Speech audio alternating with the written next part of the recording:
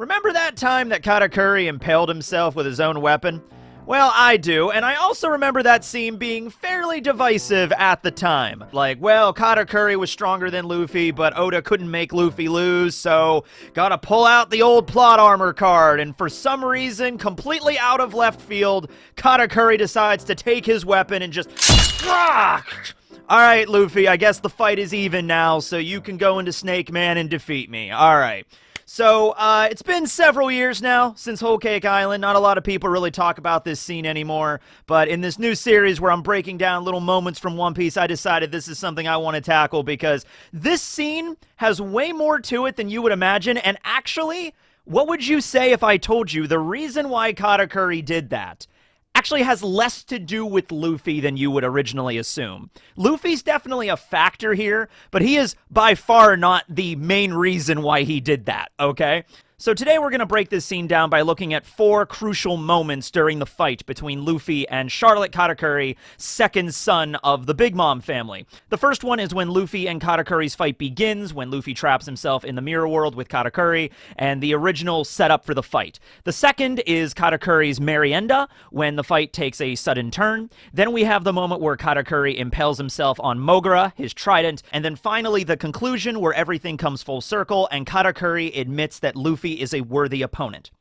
So, I feel like the reason that a lot of people take umbrage with this scene is it does not seem fair. Luffy is the main character of this manga. We take his fights very seriously. We want Luffy to win. Of course we do, but we don't want it to be too easy, and we certainly do not want Luffy's victories handed to him on a silver platter. Imagine if when Luffy was fighting Kaido, Kaido just decides, you know what, Luffy, I'm way too strong, so I'm just gonna break my arm really quick so it makes it more fair for you. That's not the way we want Luffy to fight, okay? And so when Katakuri, seemingly out of nowhere, just was like, oh, honor! He just like stabs himself. It's just like, oh, this really seems like oh, the arc is ending and Oda doesn't know how for Luffy to win because he made Katakuri too strong, so he's like, I gotta adjust this a little bit to make it make more sense, right? And I would really recommend, if you haven't reread Whole Cake Island in a while, go back. I would recommend you go and reread pretty much every story arc of One Piece that is already concluded. Egghead just included, actually. Because it's one thing to read it weekly when we do not know what's going to happen, 2, 3, 4 chapters down the line. And it's another perspective altogether reading it when you have the full picture. And you pick up on a lot of stuff that Oda put in throughout the arc, leading up to that moment. And this is certainly one of those scenes. So, the beginning of the fight, Luffy versus Katakuri. What is Katakuri's personality at the beginning when he's first introduced, okay? This is very, very important, so I want you to bookmark these, okay? To describe Katakuri's character, he is very arrogant. He sets himself up as the strongest member of the Big Mom family, other than Big Mom herself. He's the old, reliable brother of everybody, essentially. He's the strongest sweet commander. He's got one of the strongest devil fruits. He's an awakened user. Everybody always applauds him as the man that has never laid down. Even when he was born, he immediately walked over to a chair and sat down and went to sleep. You know what I mean? He's never been defeated in combat. He's truly the perfect human being, okay? And he presents himself like that. He's also extraordinarily ruthless. We've seen this with the way that he handled the Jerma, and then later when he was chasing after the Straw Hats, and then his fights with Luffy, he was beating Luffy down pretty bad. There's one scene in particular about the ruthlessness thing where he's wearing those boots with those spurs on it, and there's one scene where he just like stomps Luffy into the mirror world and just shreds his face with the spur. Pretty ruthless dude. And then lastly, very stoic, very aloof. Does not express himself very much. He has this cool scarf thing covering up most of his face, and most of the time he's just like, you cannot win. It's hopeless. Anything you can do, I can do better, because I'm Katakuri, right? I think that's a pretty good handle, and there's more to it, sure, but that's a pretty good handle on the way Katakuri initially presents himself in the story. Keep that tabbed. We're going to come back to that in a moment, okay? So the beginning of the fight starts. Luffy is almost immediately overwhelmed. Katakuri has the Mochi Mochi no Mi, which is pretty much capable of mimicking every technique that the Gumu Gumu no Mi is capable of. Luffy goes into gear 3rd, makes a giant fist, an elephant gun. Katakuri can do the exact same thing, and he's got better armament haki, and he's got better observation haki. Herein we have the first problem. Katakuri was dominating the fight at the beginning, and then Luffy eventually comes back and he wins. And that's like, well, clearly Katakuri was objectively stronger than Luffy at the beginning of this fight, and the only way that he could have lost, the only way Katakuri could have lost is if he stabbed himself. Like, that was the only way this could have went. Okay, so just keep that in mind. At the beginning phase of this fight, Luffy has to resort to some tactics that he's not usually, one to do. The hit and run stuff is the perfect example of this.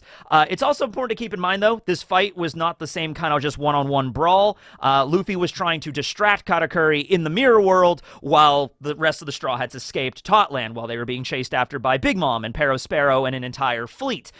Luffy had to keep Katakuri busy in the mirror world, so Luffy grabbed Brûlé, and he would run out of the mirror world and recharge his haki and then go back into Gear 4th and then jump into the mirror world again, and then after it wore off, and that's kind of the tactic that Luffy had to resort to doing, and then just grabbing as much food as he could while he was in Totland. But it was very clear that Luffy was at a disadvantage here. It was very clear that Katakuri really wasn't taking any damage, and on top of his abilities, this Devil Fruit, the Mochi Mochi no Mi, Katakuri also has insanely good observation, and he can predict the future, so even attacks that might have normally caught Katakuri off guard, he knew they were coming for a few seconds. So it was like, okay, Luffy's got to come up with some clever tactics in order to beat Katakuri. This all comes to a head at the second point when Katakuri dumps an entire pile of mochi on top of him. Katakuri reveals, I'm an awakened paramecia, or special paramecia, I suppose, and he dumps an entire little New Year's set of mochi and buries Luffy alive. And at this point, Katakuri, being the very arrogant individual and the very stoic and cool older brother, is like, I have defeated Straw Hat Luffy without even using a modicum of my full power. I will now take a snack break in this nice little mochi temple I have constructed. Please bring me my donuts and my afternoon tea, right? And this is Katakuri's Merienda. So this is another example of his arrogance on full display. How in the middle of this fight with Luffy, the man that is the 5th emperor at this point, he is going to take a donut and tea break, all right? So he goes and does that. Luffy, of course, is not dead. He eats his way out of all of the mochi. Very fun line in that arc where he says, how come every single battle in this place has to be won by me eating? So that was a very funny scene. So Luffy attacks the temple, shatters it apart, and we are shown Katakuri's true nature, the actual kind of person he is. Remember where we said Katakuri was this stoic and cool and rather aloof person? No, that's not his real personality at all. He's actually kind of a goofball that really loves enjoying donuts and singing really funny songs. He's like, I like donuts, yummy, yummy, yummy. They're so great in my tummy. That's Katakuri, okay? So the mask begins to crack here. We're starting to look at this guy and being like, what? This dude was set up as like this, I'm really badass. I'm Billy Badass, in fact. In fact, I'm Billy Badass's father, And then it's revealed that's like, oh no, he's kind of silly. He's a goofball. Okay, all right, that's cool, right? And upon the revelation that Katakuri's donuts habits are revealed, and also his mouth. That's another big one. He has his scarf off, revealing his Glasgow smile he has. Kind of looks like a pelican eel, and his teeth. He immediately slaughters all of the chefs that witness this. And the ruthlessness thing is still there. That didn't go away. But the reason why he did that is not necessarily because he was enraged that they saw his face. It was more because he was afraid of what that would mean. All right? We originally interpret that scene as like, oh, you saw my face, you need to die. But why does Katakuri feel that way about his face? Well, as the fight continues, we learn about his past. We learn that he was made fun of constantly. Katakuri is still hurt by that inside. He doesn't want to get made fun of. He doesn't want to go back to when he was a child and everybody laughed at him because of the way his mouth looked. So when Luffy bursts open the temple and he's sitting there with a giant donut shoving it into his mouth, and his mouth is on full display, and all the chefs are witnessing this, he's like, oh no, you saw my face. You need to die now. Sure. Okay, yes, I'm Katakuri. No one will see my face. no one will laugh at me anymore. You know, like that's kind of it, all right? And we won't know that at the time, but it puts it into context later on. So Luffy, of course, does not care. Luffy does not judge based off of somebody's appearance or their donut addiction or anything like that. He's just like, okay, well, you know, I'm not dead, so we got to continue the fight. So, of course, the fight resumes, but Katakuri's a little bit, discombobulated from that last exchange, so that gives Luffy a key hint on overcoming the observation haki that Katakuri utilizes. If he does not stay very focused and calm with that demeanor, then the future sight haki does not work. And so Luffy's like, I see your weakness now. I just got to keep you on the back foot and everything should be good. And Katakuri's like, well, you could try. So the fight resumes. And also keep in mind, this entire fight lasts over a period of like 12 hours. They start fighting in like the mid-afternoon and it goes all the way until like 1 a.m. when they get to Cacao Island. So this fight might not work too well in the manga format with like the way that time is passing and everything, but this fight is going on for a long time. And Luffy is managing to keep him busy by also learning about how his powers work and figuring out ways to adapt to that, all right? Because that's how Luffy fights, right? So at this point, of course, because the fight has been going on for so long, there are support that comes in to help Katakuri out and observe the fight. And one of those people is Charlotte Flampe, who I will say is probably one of the most unlikable characters that Oda has ever created in this story. I mean, Flampe is absolutely awful. So she presents herself as this probably stereotypically like popular girl, you know, like, oh, everybody loves me, I'm awesome. Okay, I mean, that's not a great character or, concept, but we've seen stuff like that before. She really respects Katakuri. She goes on and on and on about how Katakuri is her older brother and that's her role model and she looks up to him and she has this fan club and everything and everybody loves Katakuri. I'm like, Katakuri, big brother, just, give me your approval, like that's all she wants. And it's like, okay, whatever. And in order to get that, she takes out a blowgun while Luffy and Katakuri are fighting, and she shoots Luffy with a numbing needle. That, of course, delays Luffy. That makes him, like, pause or, freeze up for a moment. And then Katakuri launches a devastating attack on Luffy's side that takes a huge chunk out of him, right? And this is an attack that does quite a significant amount of damage to Luffy. This is one of those attacks in One Piece where Luffy's eyes go white and he's like, and he just like drops to the ground, right? And so Katakuri does not notice the needle. Luffy does not either. I mean, they've been fighting at this point for a very long amount of time. Luffy is definitely exhausted. And Katakuri, though, is very disappointed in Luffy. So this shows an example of a difference. At the beginning of this fight, Katakuri looked at Luffy as less than an ant. He viewed him as just, you are an insignificant speck of dust and detritus in the wind that I am going to just blow away for the sake of Big Mom, right? And that's all you are. Now, after like 8 hours of fight, Katakuri is like, you know what? He's actually starting to stand with me here. He's actually giving me a little bit of trouble. I actually have to keep adapting and putting out stronger and stronger techniques. And now all of a sudden, he's slipped up. And so there's this line that Katakuri has here where he's like, I was thinking too highly of you, Straw Hat Luffy. I actually was starting to think you were going to be a worthy opponent. And now you froze up all of a sudden, and I was able to attack you with Mogura, and it just seems pathetic. And that's when, Flampe is in the background. She's laughing, and all the other members of the fan club are back there like, and then Katakuri realizes, something is fishy in the state of Denmark. Something's weird's going on here.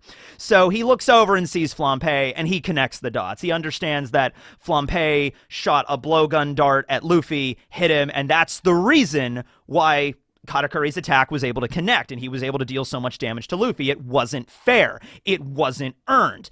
And this is where we learn another aspect of Katakuri, something that sets him apart from essentially every other member of the Big Mom family. He has a sense of honor. The Big Mom family is literally hypocrisy incarnate when you understand that Big Mom's whole idea for Totland is all these races of all these different groups come together and live in perfect harmony together, and then I will have my family, and family is everything. But there are no traditional family values in the Big Mom family. Big Mom does not love her children. Well, she loves them when they are useful to her, and that's pretty much it. So they're honestly more of Big Mom's slaves, if nothing else, right? Like, look at what happened with Lola, and when Chiffon decided to leave, Big Mom was like, you're nothing to me anymore. You're not useful to me. I do not care that you are my children, all right? And so that's the attitude Big Mom has. Even Pudding, who Big Mom needs in order to become king of the pirates, treats horribly, right? So a lot of the Big Mom children pick up on this and also adapt. Like, they're like sharks in the water, you know what I mean? Like, they adapt this mentality of like, it's all about me at the end of the day. And Flampe perfectly exemplifies this, where Katakuri realizes, hey, I didn't ask for your help. I didn't ask for you to attack Luffy. I don't want to win this way. He approaches Flampe, and that's when he takes out Mogura, and he stabs himself.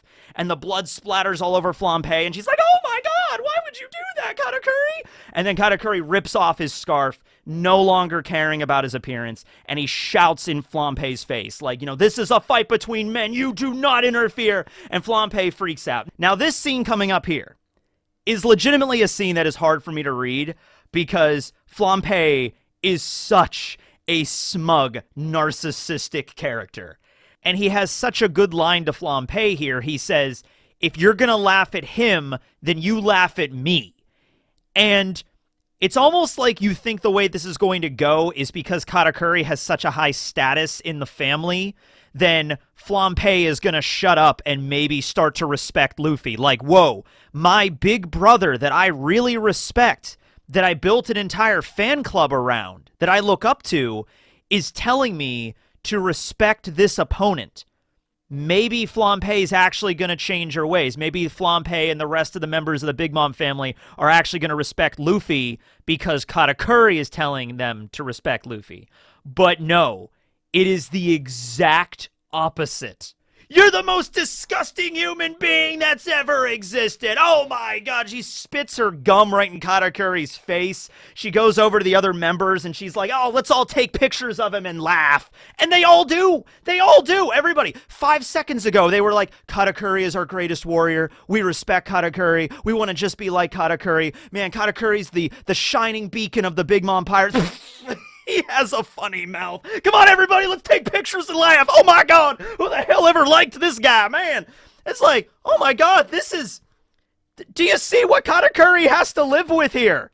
This is his family. These are the people that should, like, love him unconditionally. These are the people that he should be able to go to with any issue or any problem. This is his blood. And this is the way they treat him. So then you begin to realize what this is all about. And it's like, yeah, Luffy being there is the impetus for this. But Katakuri, what he did was he had to change his entire persona.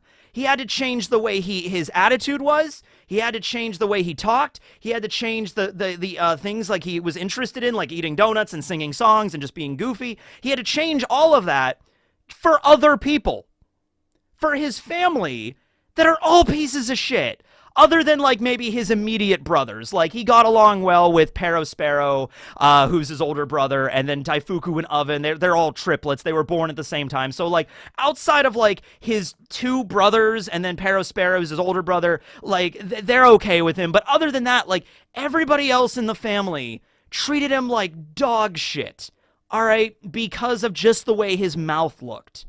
And this is such a big, like this is Tauntland. This is a place where everybody's supposed to come together and live in harmony and kumbaya and not judge each other on appearances. But that's all it was. That's the idea of hypocrisy here, okay? So, like, I want you to imagine, just picture somebody really quick in your life that you look up to as a role model, okay? And it could be anybody. Then I want you to imagine that one day you find out that that role model of yours has a birthmark or some kind of, like, physical deformity somewhere on their body. Would you, like, immediately lose all respect for that individual? No, you wouldn't.